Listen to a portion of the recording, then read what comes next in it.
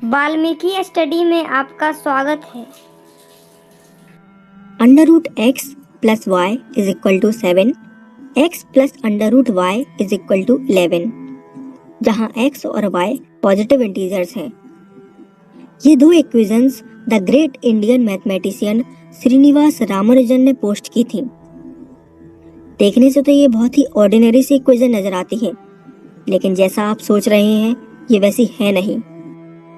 मैं आपसे यही कहूँगा कि वीडियो को एक बार पॉज करके आप इनका सॉल्यूशन निकालने की कोशिश जरूर कीजिएगा।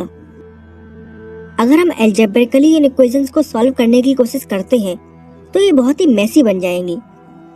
आइए देखते हैं रामानुजन ने इन इक्वेशंस को कैसे सॉल्व किया।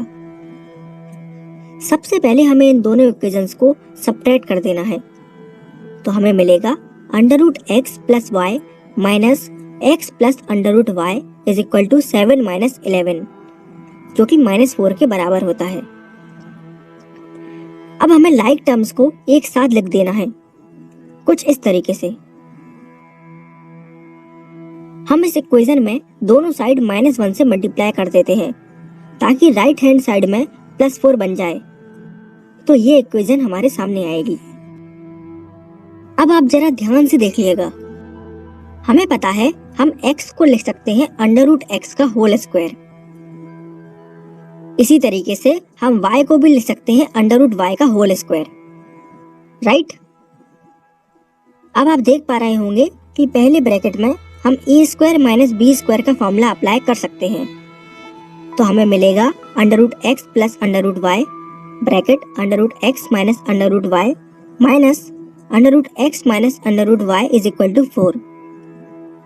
साफ दिखाई दे रहा है कि हम under root X minus under root Y को यहाँ से कॉमन ले सकते हैं, तो हमें मिलेगा under root X minus under root Y bracket under root X plus under root Y minus 1 is equal to 4।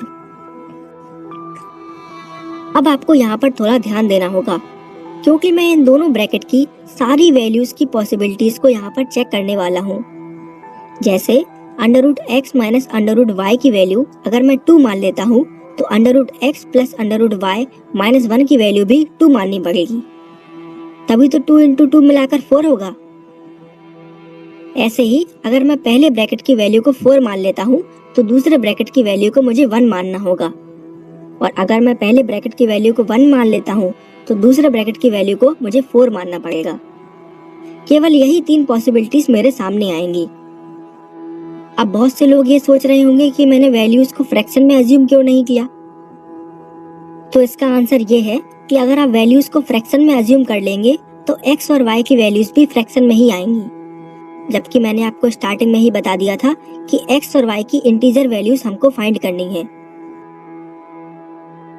अब हम इन दोनों इक्वेशन और इनकी सारी पॉसिबल वैल्यूज को आपस में ऐड कर देंगे, तो माइनस अंडर रूट वाई और प्लस अंडर रूट वाई यहाँ से कैंसिल आउट हो जाएंगे, और हमें मिलेगा 2 under root X minus 1 is equal to 4,5,5।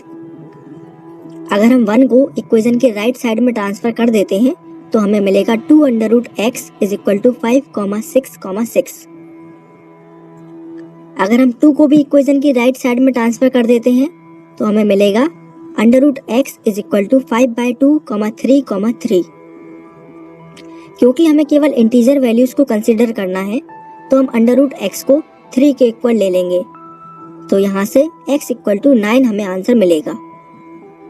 अब इस वैल्यू को हम फर्स्ट इक्वेशन में पुट कर देंगे, तो y की वैल्यू आएगी 4,